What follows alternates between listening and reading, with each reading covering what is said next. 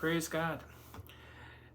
We're looking in Winona Music Series, number 10, and it's the fifth etude. The fifth etude is a study of intervals. Well, what are intervals? Well, intervals are the relationships between notes. We start with the C scale, and if we go from C, which would be Do, to D, Re, that interval, that distance, is called a second, because the C is 1 and D is 2. Do,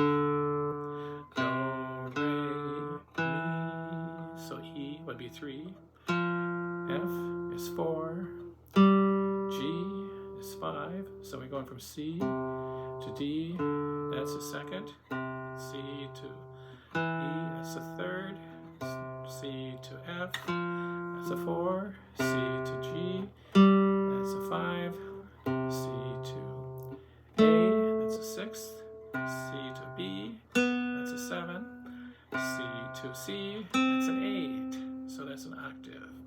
And if I went to C to D, it'd be a ninth, and so forth up until about 13th. Now, there's something called major and minor intervals and perfect and imperfect intervals. So let's take a look at that.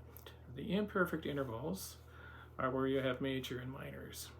So from C to D, that's a major second.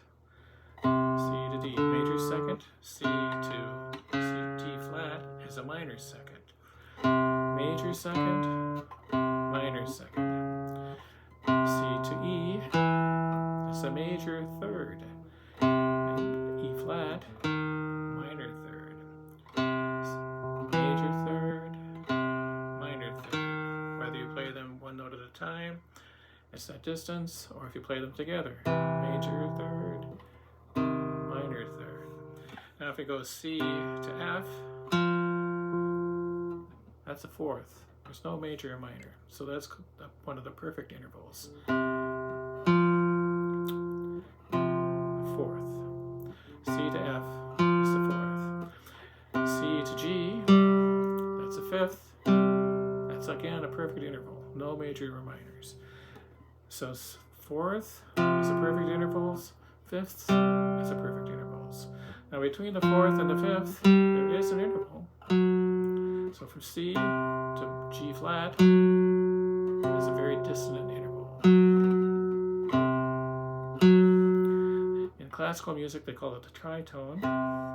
In blues music and so forth, jazz, kind of call it a blue note. All right, so the fifth, the blue note, perfect fourth, blue note, perfect fifth. Now when we go higher than that, we're going to the sixth, C to A, major sixth, A flat, minor sixth. When we go to B, major seventh, B flat, minor seventh, and C to C, octave, perfect interval, the most perfect interval. Rings true, okay? So you've got the octaves, the fourths, and the fifths are perfect intervals, and the rest of them are imperfect intervals. Now when you go higher to the ninth, it follows the same pattern, and those are mostly imperfect intervals unless they are a relationship of a fourth or a fifth or an octave. Now in our song, the fifth etude, we are starting up the neck because I like the colors, and then sometimes I can slide the notes. Oops.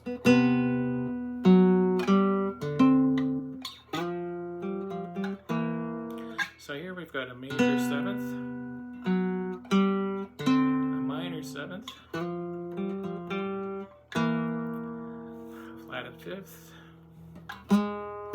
perfect sixth, not perfect sixth, major sixth. Remember, sixths are major or minor, not perfect intervals. The fourths and the fifths are perfect, and the octaves. The rest are major or minor. So, in our piece, we have imperfect intervals through the first half. Then in the middle, we go to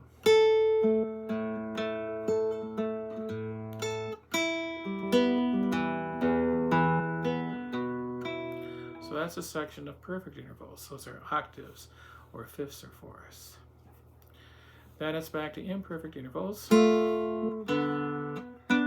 getting more dissonant.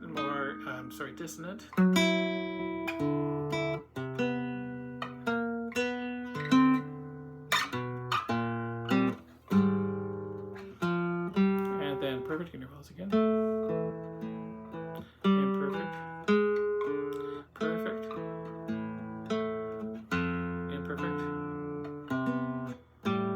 Oops, sorry.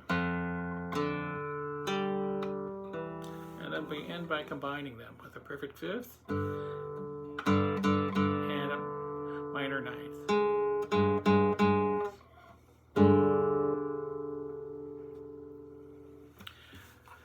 So Etude number 5 is a study in intervals, which gives us kind of a taste for perfect intervals and imperfect intervals and where we can find some of them around the neck. Hope you enjoyed my player's tips. Take care. God bless.